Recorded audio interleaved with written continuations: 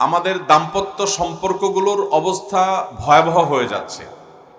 স্বামী স্ত্রীর মধ্যে মনোমালিন্য এটা চরমে পৌঁছে যাচ্ছে। সংসারগুলো ভেঙে খান খান হচ্ছে। বেশিরভাগ পরিবারগুলো খুব একটা সুখে নেই। সুখের অনেক উপকরণ আমরা জোগাড় করেছি, আমরা সুখের উপকরণ অনেক কিছু জোগাড় করতে পেরেছি, কিন্তু সুখের দেখা খুব কম সংখ্যক পরিবারই পাচ্ছেন। ঘরে ঘরে আজ দাম্পত্য কলহ, অশান্তি, ভুল বুঝাবুঝি এবং হানাহানি, অনেক সময় সেটা বিবাহ বিচ্ছেদের দিকে চলে যাচ্ছে।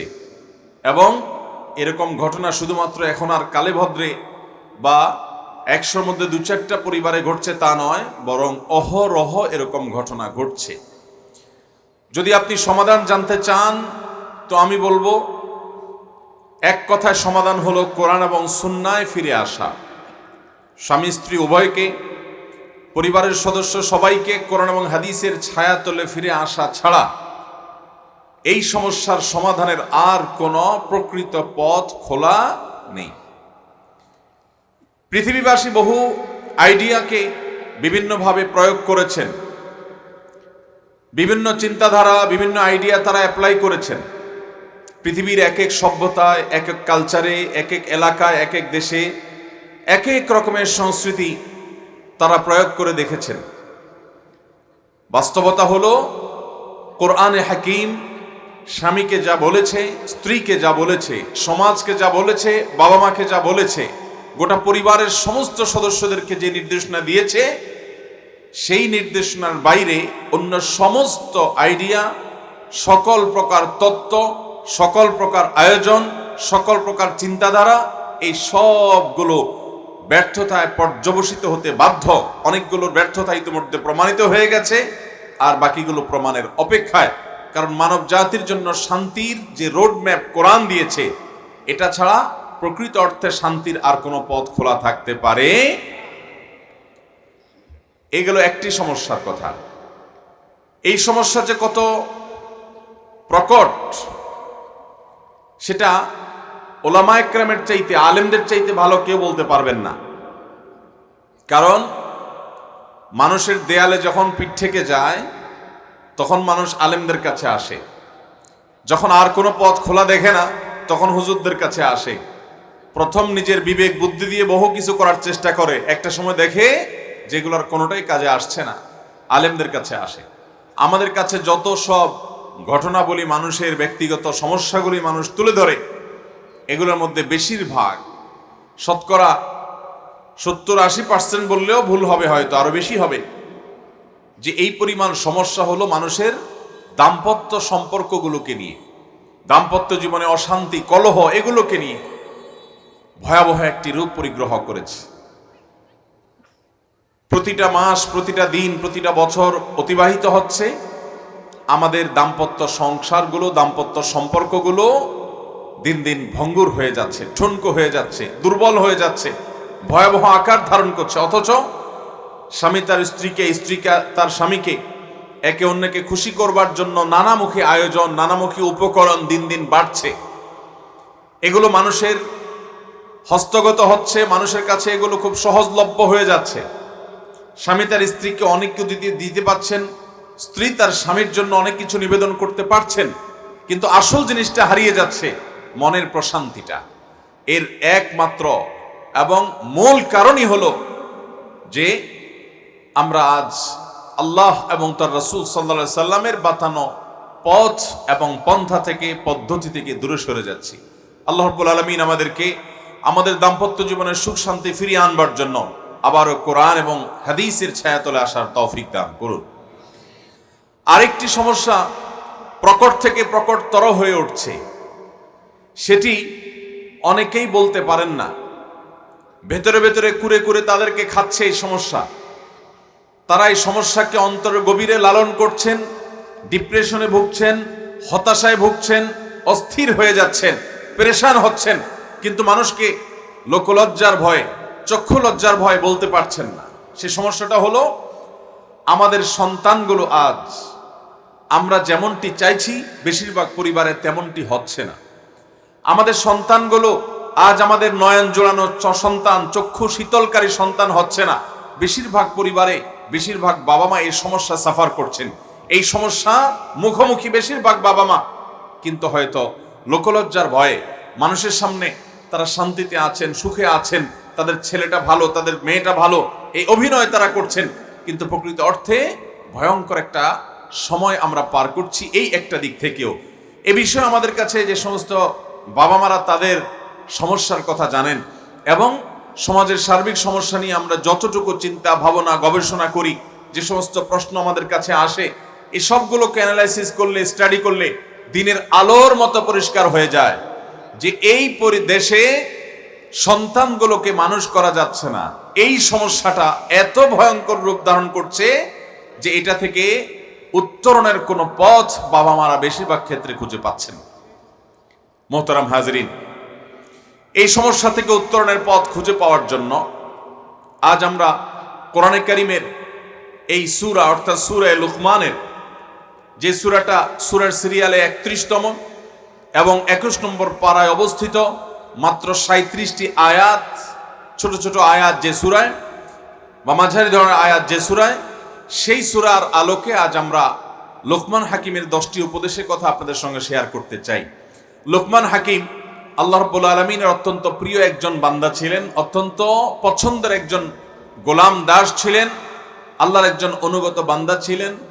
এত বেশি প্রজ্ঞাবান এবং বুদ্ধিমান ছিলেন যে তার প্রজ্ঞাময় অনেক উক্তি, অনেক নসিহাকে কোরআনের মতো এই মহাগ্রন্থে আল্লাহ তাআলা স্থান করে দিয়েছেন, যা স্পষ্ট প্রমাণ করে যে আমাদের জন্য সেগুলো স্বর্ণের অক্ষরে লিখবার মতো।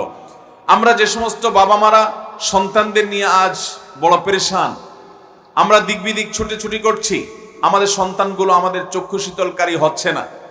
মোহতারাম হাজরিন, আমরা আমাদের সন্তানদেরকে শিক্ষিত করছি, এমনকি মাদ্রাসায়ও পড়াচ্ছি, এমনকি গতানুগতিক আলেমও করছি, কিন্তু কেন যেন বেশিরভাগ বাবা মা সন্তানদের দিয়ে তাদের চোখগুলো, নয়নগুলো জোড়াচ্ছে না, শীতল হচ্ছে না।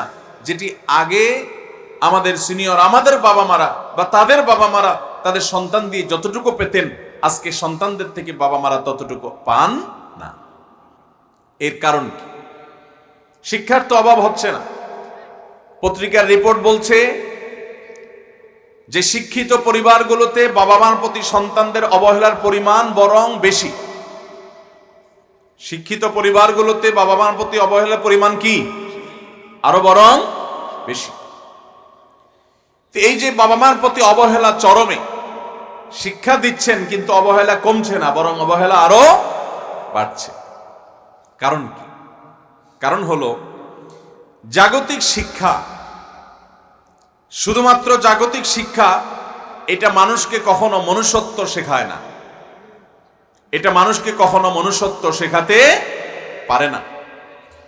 বাবা মার প্রতি দায়বদ্ধতা, বাবার প্রতি জবাবদিহিতা, তাদের প্রতি শ্রদ্ধা এবং তাদের সেবার যে দায়িত্ব আল্লাহ তাআলার তরফ থেকে রয়েছে, এই বোধ সন্তানের মধ্যে ততক্ষণ পর্যন্ত জাগ্রত হবে না যতক্ষণ পর্যন্ত আপনার সন্তানকে আপনি কোরআনের মুখোমুখি না করবেন, যতক্ষণ পর্যন্ত তাকে কোরআনের সামনে হাজির না করবেন, যতক্ষণ পর্যন্ত তাকে হাদিসে রাসূল, সুন্নতে রাসূল, নবী করিম সাল্লাল্লাহু আলাইহি সাল্লামের সুন্নাহ এবং আদর্শের সাথে পরিচিত না করবেন, ততক্ষণ পর্যন্ত আপনার সন্তান শিক্ষিত হতে পারে কিন্তু মানুষ হবে না।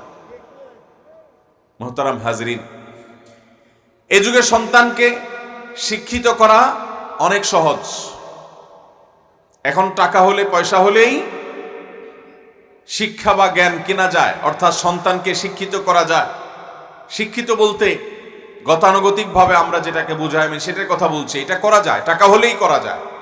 এমনকি মাদ্রাসায় আপনি ভর্তি করে ছেলেকে আলেম বানাবেন টাকা পয়সা খরচ করে, এটা সম্ভব, কঠিন কিছু না। কিন্তু সন্তানকে মানুষ করা, এটার চাইতে কঠিন আরেকটা নাই। আল্লাহ রাব্বুল আলামিন আমাদের সন্তানগুলোকে চক্ষু শীতলকারী সন্তান হওয়ার তৌফিক দান করুন। মুহতারাম হাজরিন, লোকমান হাকিম তিনি তার সন্তানকে 10টি উপদেশ দিয়েছেন। কয়টি উপদেশ দিয়েছেন? 10টি উপদেশ দিয়েছেন। এই উপদেশগুলো দিয়েছেন সূরা লোকমানে, এবং সূরা লোকমানের 10 থেকে সূরা লোকমানের 13 থেকে 19 নম্বর আয়াত পর্যন্ত এই আয়াতগুলোতে এই 10টি উপদেশ তিনি করেছেন। আল্লাহ রাব্বুল আলামিনের কাছে এই উপদেশগুলো এত পছন্দ হয়েছে, এত ভালো লেগেছে যে আল্লাহ রাব্বুল আলামিন সেই উপদেশগুলোকে কোরআনে কারীমের অংশ করে দিয়েছেন। কারণ কিয়ামত পর্যন্ত আগত সকল মা বাবা, সকল অভিভাবকের জন্য এই 10টি উপদেশ স্বর্ণের অক্ষরে লিখবার মতো। এগুলো একটা পরিবারকে সুখী পরিবার করতে পারে, একটা সন্তানকে মানুষের মতো মানুষ করতে পারে। সেই জন্যই এই 10টি উপদেশকে আল্লাহ তাআলা কোরআনে উল্লেখ করে দিয়েছেন। আসুন আমরা জেনে নিই কোন সেই 10টি উপদেশ যেগুলো লোকমান হাকিম তার সন্তানকে করেছেন। আমরা যারা বাবা মা হয়েছি অথবা যারা ভবিষ্যতে হব, অপেক্ষা করছি, আশা করছি, আমাদের প্রত্যেকের সেই উপদেশগুলো জানা দরকার এবং এই উপদেশগুলোর প্রত্যেকটি আমাদের সন্তানদেরকে, আমাদের আদরের কলিজার টুকা ছেলে মেয়েদেরকে, তাদেরকে আমাদের নিবেদন করা দরকার, এগুলো তাদের মধ্যে দেয়া দরকার। আল্লাহ তাআলা আমাদের সবাইকে সেই তৌফিক দান করুন। মোহতারাম হাজরিন, লোকমান হাকিম সর্বপ্রথম যে উপদেশ দিয়েছেন সেটি হলো তিনি তার সন্তানকে বলেছেন, ইয়া বুনাই, হে আমার আদরের সন্তান, লা তুশরিক বিল্লাহ ইন্নাশ শিরকা লাযুলমুন আযীম। তুমি আল্লাহর সঙ্গে কাউকে শরীক করবে না, আল্লাহর সঙ্গে কাউকে পার্টনার সাব্যস্ত করবে না। কারণ ইন্নাশ শিরকা লাযুলমুন, কারণ শিরক এটা মহা অপরাধ, এটা আল্লাহর জমিনে সবচেয়ে বড় অপরাধ। এটা এরকম অপরাধ যে আল্লাহ তাআলা কোরআনে সম্পর্কে ঘোষণা দিয়েছেন, ইন্নাল্লাহা লা ইয়াগফিরু আন ইউশরাকা বিহি ওয়া ইয়াগফিরু মা দুনা যালিকা লিমান ইয়াশা। আল্লাহর সঙ্গে যদি কেউ শিরিক করে, আল্লাহর সঙ্গে কেউ যদি পার্টনার সাব্যস্ত করে, তো এই অপরাধ মাফ করা হবে না। কিন্তু শিরক ছাড়া যে অপরাধগুলো আছে সেগুলো আল্লাহ চাইলে মাফ করে দিবেন যাকে ইচ্ছা তাকে। এই জন্য লোকমান হাকিম দেখেছেন যে তার সন্তানের জন্য সবচেয়ে জরুরি বিষয় হলো সন্তানকে শিরক মুক্ত রাখা। কি মুক্ত রাখা? শিরক মুক্ত রাখা। যদি সন্তানকে শিরক মুক্ত রাখা যায়, এই সন্তান জান্নাতে যাবেই যাবে। শিরক এবং কুফর এবং বড় নেফাক থেকে যদি সে মুক্ত থাকে, সে ইনশাআল্লাহ জান্নাতে প্রবেশ করবেই করবে। তার আখেরাত অনন্ত অসীমকালের যাত্রা, এটা সুখময় হওয়ার নিশ্চয়তা যদি তাকে দিতে হয়, তাহলে সেক্ষেত্রে তাকে শিরক থেকে মুক্ত করতে হবে। আজ পৃথিবীতে আমাদের সন্তানদেরকে নানামুখী আয়োজনের মাধ্যমে তাদেরকে শিরক এবং কুফরের দিকে নিয়ে যাওয়া হচ্ছে।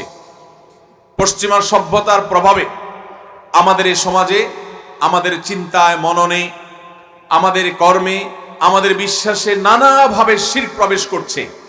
আমরা অনেক কিছুকেই আল্লাহর সমকক্ষ মনে করি। নাউজুবিল্লাহ, অনেক ক্ষেত্রে দ্বীনের প্রতি আমাদের সন্তানদের, আমাদের ছেলে মেয়েদের তাদের অবিশ্বাস এবং কুফর এটা দানা বাঁধছে। তারা শিক্ষার নামে অনেক সময় কুফরি বহন করে আনছে। তারা সংস্কৃতির নামে, বিনোদনের নামে আল্লাহ তাআলার অবাধ্যতার দিকে যাচ্ছে। এটা সব যুগেই হয়ে থাকে। এই জন্য লোকমান হাকিম সর্বাগ্রে যে উপদেশ দিয়েছেন তা হলো বান্দা যেন, সন্তান যেন শিরক মুক্ত থাকে এবং তাওহীদ যেন প্রতিষ্ঠা থাকে। অতএব আমাদের সন্তানদের জন্য সবচেয়ে বড় উপদেশ হবে এটি যে আমাদের সন্তান যেন শিরকে লিপ্ত না হয়। আল্লাহ রাব্বুল আলামিন আমাদের সন্তানদেরকে তাওহীদ দ্বারা পরিপুষ্ট থাকার তৌফিক দান করুন। দ্বিতীয় যে উপদেশ তিনি করেছেন তা হলো সন্তানের মধ্যে যেন আল্লাহর ভয় থাকে, তাকওয়া যেন থাকে এবং সে আল্লাহ তাআলার কথা যেন সর্বদা স্মরণ রাখে। সে যেন জানে যে এমন কোনো জায়গা নাই যেই জায়গায় গিয়ে লুকালে আল্লাহ তাআলা তাকে দেখবেন না। আল্লাহ থেকে লুকাবার মতো কোনো জায়গা নেই, আল্লাহ থেকে লুকাবার মতো কোনো বিষয় নেই। এটা যেন সে মাথায় রেখে চলে। এটা মাথায় রেখে চললে কি হবে? এটা মাথায় রেখে চললে এই সন্তানকে বাবা মা কেন, পৃথিবীর কারোর আর পাহারা দেওয়ার প্রয়োজন হবে না। তার সবচেয়ে বড় পাহারাদার স্বয়ং আল্লাহ রাব্বুল আলামিন যে তাকে দেখছেন, এই বোধ হয়ে যাবে। এই বোধ তাকে সব সময় সচেতন করবে, সতর্ক করবে, অপরাধ থেকে তাকে বাঁচাতে সাহায্য করবে, সহযোগিতা করবে। এই জন্য লোকমান হাকিম তার সন্তানকে বলেছেন, ইয়া বুনাই, হে আমার আদরের সন্তান, ইন্নাহা ইন তাকুম মিসকালু হাববাতিন মিন খারদাল ফাতাকুন ফি সখরাহ আও ফিস সামাওয়াতি আও ফিল আরদ ইয়াতি বিহাল্লাহ ইন্নাল্লাহা লাতীফুন খাবীর। তিনি বলেছেন, হে আমার আদরের সন্তান, তুমি জেনে রাখো, নিশ্চয়ই যদি একটা সরিষার দানা এটা যদি কোনো পাথরের ভেতরে থাকে অথবা নবমণ্ডল বা ভূমণ্ডলের কোন একটা জায়গায় কোথাও যদি থাকে, ইয়াতি বিহাল্লাহ, আল্লাহ রাব্বুল আলামিন সেটাকে পর্যন্ত উপস্থিত করবেন। অর্থাৎ সেটার এলেমও আল্লাহ তাআলার কাছে আছে, আল্লাহর নখদর্পণে কোথায় কি আছে। ওই পাথরের ভেতরে যদি থাকে, পাথরের তলদেশেও যদি থাকে, নবমণ্ডল ভূমণ্ডল সৃষ্টি জগতের যেখানেই থাকুক না কেন, আল্লাহ কিন্তু সেটাকেই হাজির করবেন। এই কথাই তুমি মাথায় রাখবা, ইন্নাল্লাহা লতীফুন খবীর। আল্লাহ রাব্বুল আলামিন সূক্ষ্মদর্শী। কিরকম সূক্ষ্মদর্শী? আল্লাহ রাব্বুল আলামিন এত সূক্ষ্ম দৃষ্টি, তার ইলম এত সূক্ষ্ম যে তার ইলমের বাইরে কিছু নেই। ক্ষুদ্রাতি ক্ষুদ্র হোক, সব কিছু তার ইলমে, তার নখদর্পণে। এটা তুমি মাথায় রাখবা। এটা মাথায় রাখলে কি হবে? এটা মাথায় রাখলে লাভ হবে যে সন্তান অন্যায়ের পথে পা বাড়াবে না, গুনাহের পথে পা বাড়াবে না, পাপাচারের দিকে যাবে না। সে সব সময় মাথায় রাখবে যে তার উপরে মহান রব্বুল আলামিনের লাইট, মহান রব্বুল আলামিনের সে দৃষ্টি আছে, তার পাকড়াওর বাইরে সে যেতে পারবে না। অতএব সে সব সময় সততার সাথে জীবন যাপন করা, হক হালালি জীবন যাপন করা, ভালো মানুষ হয়ে জীবন যাপন করার যে তাগাদা, এই তাগাদা সে অনুভব করবে। এই জন্য লোকমান হাকিম তার সন্তানকে এই মূল্যবান উপদেশ দিয়েছেন। আজকাল আমাদের সন্তানদের কজন বাবা মা এই সমস্ত উপদেশ দেন? আমাদের বাবা মাদের উপদেশ কি? বেশিরভাগ ক্ষেত্রে আপনি দেখবেন যে আমাদের বাবা মাদের উপদেশ হলো যে আমাদের বাবা মারা আমাদের সন্তানদেরকে উপদেশ দেয় আমরা যেন আমাদের সন্তানদেরকে বলি তারা পড়াশোনা করে, তারা যেন স্কুলে যায়, তারা যেন কলেজে যায়, তারা যেন মাদ্রাসায় যায়, তারা যেন পড়াশোনা করে, তারা যেন ভালো রেজাল্ট করে, তারা যেন আমাদের চোখ বড় হতে পারে, আমাদের যাতে মুখ বড় হতে পারে, আমাদের জন্য মান সম্মান বৃদ্ধি হতে পারে, সেরকম কাজ করে। তারা যেন ক্যারিয়ার গড়ে। অর্থাৎ এক কথায় সহজে বলতে হয় তারা যেন টাকা পয়সার মেশিন হয়। আমরা সন্তানদেরকে সেটাই শিখাই, ঠিক না? ঠিক বলেন। আমাদের বাবা মারা বেশিরভাগ ক্ষেত্রে সন্তানদের শেখায় যে বাবা তুমি ভালো স্কুলে চান্স পাও, ভালো কলেজে চান্স পাও, ভালো ইউনিভার্সিটিতে চান্স পাও, বিদেশে চলে যাও, ব্যবসা বাণিজ্য করো, দিন শেষে অনেক টাকা পয়সা নিয়ে আসছে, বাপও খুশি মাও খুশি, ঠিক কিনা বলেন? সন্তানকে আসল জিনিসটা না শিখায় শুধুমাত্র টাকা কামানো শেখানোর পরিণতি ওই বাবা মাকেই ভোগ করা লাগে। সন্তান যখন টাকা পয়সা হয়, দিনকাল ভালো হয়, পড়ালেখা করে, তখন তার কাছে সবচেয়ে বেশি বোঝা হয়ে যায় বাবা মা। সবচেয়ে বেশি বোঝা হয় কে? বাবা মা। তো এই জন্য নানা ছল ছাত্রে বাবা মাকে দূরে সরাবার সে চেষ্টা করে, কারণ ওই বাবা মা তাকে আল্লাহ বিরুদ্ধে শিখায় নাই। আল্লাহর প্রতি, আল্লাহর কাছে জবাবদিহি করতে হবে, আল্লাহর সামনে দাঁড়াতে হবে, এই শিক্ষা বাবা মা শিখায় নাই। সেজন্য ওই বাবা মাকেই তার পরিণাম ভোগ করতে হয়। আল্লাহ রাব্বুল আলামিন আমাদের সন্তানদেরকে মানুষের মতো মানুষ হিসেবে গড়ে তোলবার জন্য যত যা কিছু করা দরকার সে তৌফিক আল্লাহ তাআলা আমাদেরকে দান করুন। মোহতারাম হাজরিন, তো লোকমান হাকিমের দ্বিতীয় উপদেশ ছিল এটি যে বাবা সবসময় আল্লাহকে ভয় করবে এবং এই কথা মাথায় রাখবে যে আল্লাহ তাআলার নখদর্পণে আল্লাহ রাব্বুল আলামিনের দৃষ্টি, তার ইলম এবং নলেজের বাইরে কেউই যেতে পারবে, এই কথা মাথায় রেখে চলবা বাবা। তাহলে তুমি কারোর প্রতি অবিচার করবা না, অত্যাচার করবা না, অন্যায় করবা না, হারাম উপার্জন করবা না, 2 নম্বর পথে যাবা না, কারণ তোমার ভিতরে আল্লাহ তাআলার প্রতি জবাবদিহিতার বোধ আছে। তৃতীয়ত যেই উপদেশ করেছেন লোকমান হাকিম তার সন্তানকে, তা হলো তিনি বলেছেন ইয়া বুনাই আকিমিস সালাহ, হে আমার বৎস আদরের সন্তান, নামাজ কায়েম করবা। কি কায়েম করবা? নামাজ কায়েম করবা, সালাত আদায় করবা। এই নির্দেশ করেছেন লোকমান হাকিম তার সন্তানকে। শুধুমাত্র তিনি নির্দেশ করেছেন তা নয়, কোরআন খুললে আপনি দেখবেন আল্লাহর বিভিন্ন নবী রাসূলগণ তাদের সন্তানদের সালাতের উপদেশ দিয়েছেন। কোরআনে হাকিমে আল্লাহ রাব্বুল আলামিন ইব্রাহিম আলাইহিস সালামের ঘটনা বিবরণ দিয়ে বলেছেন, তিনি আল্লাহর কাছে দোয়া করেছেন, রব্বি জাআলনি মুকিমাস সালাহ ওয়া মিন যুররিয়াতি, হে আমার রব আপনি আমাকে সালাত কায়েমকারী হওয়ার তৌফিক দেন, সালাতকে যেন আমি নিয়মিত আদায় করি, আমি যেন সালাতকে যথাযথ উপায়ে সঠিকভাবে আদায় করি, আমি যেন সালাত কায়েম করতে পারি, আমাকে সেই তৌফিক দেন। ওয়া মিন যুররিয়াতি, এবং আমার সন্তান সন্ততি, আমার পরবর্তী প্রজন্ম, পরবর্তী বংশধর যারা আসবে তারাও যেন নামাজ কায়েম করে, তারা যেন সালাত কায়েম করতে পারে, সেই তৌফিক দান করেন। রব্বানা ওয়া তাকাব্বাল দুআ, হে আমার রব আপনি আমার দোয়া কবুল করুন। এ দোয়া করেছিলেন কে? ইব্রাহিম আলাইহিস সালাম। ইব্রাহিম আলাইহিস সালাম এই দোয়ার মাধ্যমে তার শুধুমাত্র ছেলে মেয়েদের জন্য না, বরং তার পরবর্তী প্রজন্ম, বংশধর, শত শত হাজার বছর ধরে যারা তার বংশে আসবে সকলের জন্য দোয়া করেছেন। দেখুন, যারা শুধুমাত্র দুনিয়া চিনছে তারা তাদের ছেলে মেয়েদের ভবিষ্যৎ বুঝে এতটুকু, নাতি নাতনি পর্যন্ত চিন্তা বেশিরভাগ মানুষ করে না, করার সুযোগ পায় না।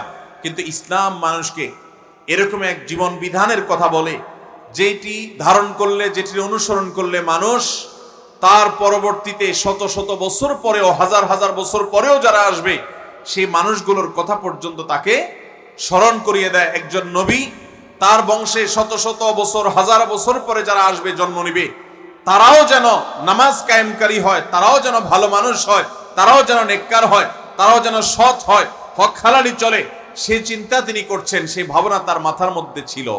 মোহতারাম হাজরিন, আমাদের পরবর্তী প্রজন্ম যদি নেককার হয়, ভালো মানুষ হয়, তাহলে লাভ আমাদেরই। কারণ তারা ভালো মানুষ হলে তাদের পূর্বপুরুষের জন্য দোয়া করবে, তাদের পূর্বের বাপ-দাদাদের জন্য দোয়া করবে, তাদের আগে যারা চলে গেছেন তাদের জন্য দোয়া করবে। আর যদি তাদেরকে আল্লাহমুখী করে না যান, আল্লাহর সাথে পরিচয় করে না যান, তো ও আপনার পরবর্তী বংশধরদেরকে দিনদার বানাবে না। এক সময় আপনার বংশের মধ্যে আল্লাহর নাম নেওয়ার লোক হারিয়ে যাবে এবং এই ধারা অব্যাহত থাকবে না যে আপনার জন্য দোয়া করবে। সে দোয়া করা তো পরের কথা, আপনার ভাত দিবে কিনা, আপনার কাপড় দিবে কিনা, আপনার ওষুধ খরচ দিবে কিনা, আপনাকে বাপ বলে পরিচয় করে দিবে কিনা, এটা নিয়ে সন্দেহ আছে। আপনার জন্য দোয়া করা তো পরের কথা।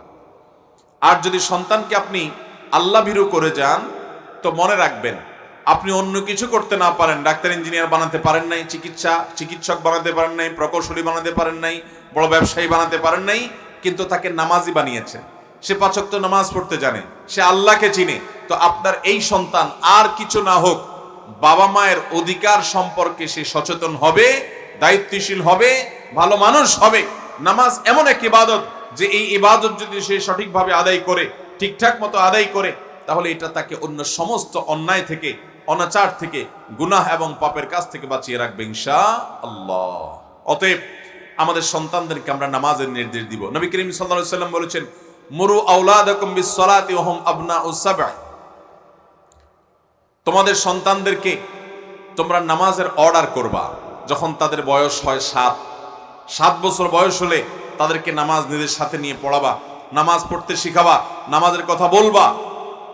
ওয়াদরিবুহুম ইযা বালাগু 10। আর যখন তাদের বয়স হবে 10, তখন নামাজ না পড়লে তাদেরকে প্রহার করবে, শাসন করবে। প্রহার করা বলতে শাসনমূলক, তাদেরকে শাসন করবে, যাতে করে তারা নামাজের গুরুত্ব বুঝে এবং নামাজে অভ্যস্ত হয়। এটা 10 বছর বয়স থেকে শুরু করবে।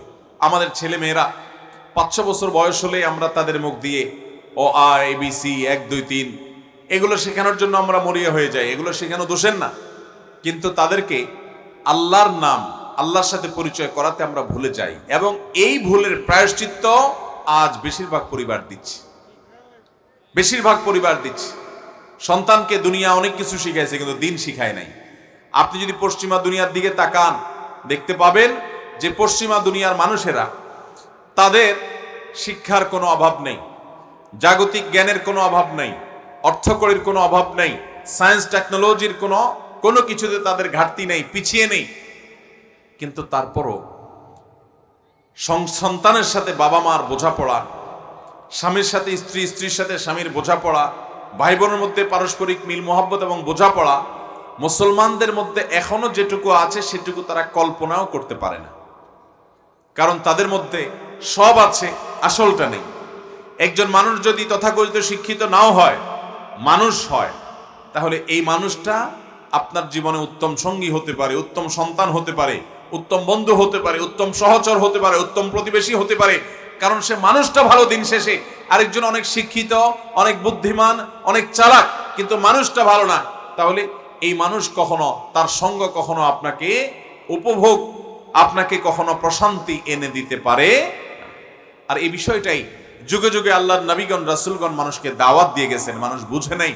সবাই দেখেছে যে বেশিরভাগ বাবা মা হুমড়ি খেয়ে পড়ে, বেশিরভাগ বাবা মা অস্থির হয়ে পড়ে তাদের সন্তানদের কিভাবে তারা তথাগত শিক্ষিত করবে, কেরিয়ার করবে, এগুলোর পিছনে মোরালিটি, নীতি নৈতিকতা, আদর্শ, আমল, আখলাক, ইবাদত, নামাজ, আল্লাহ ভীরুতা, এগুলো সন্তানের মধ্যে দেওয়া যে ওই পড়ালেখার চাইতে বেশি জরুরি, ওর কেরিয়ার গড়ার চাইতে বেশি জরুরি, এটা বেশিরভাগ বাবা মা বুঝেন না। না বোঝার কারণে ওনারা নিজেরাই এর জন্য সাফারার হন, সবচেয়ে বেশি ভুক্তভোগী তারা নিজেরাই হন। একটা সময় যখন বুঝেন তখন আর আফসোস করেও ফিরে আসার সুযোগ। এই কোরআন আমাদেরকে শান্তি দিতে এসেছে, এই কোরআন আমাদেরকে সুখ দিতে এসেছে, এই কোরআন আমাদেরকে দুনিয়া এবং আখিরাতে সৌভাগ্যবান বানাতে এসেছে। কিন্তু কোরআনটা আমরা মনে করি সাইডে রাখার জিনিস, আগে পয়সা করে কামায় নেই তারপরে বহুত কোরআন ধরা যাবে। এ এক ভুল বিশ্বাস এবং ভ্রান্ত ধারণা আমাদের জীবনটাকে আজ দুর্বিষহ করেছে। অতএব আমাদের সন্তানদেরকে আমরা দিনদার বানাবো তো ইনশাআল্লাহ।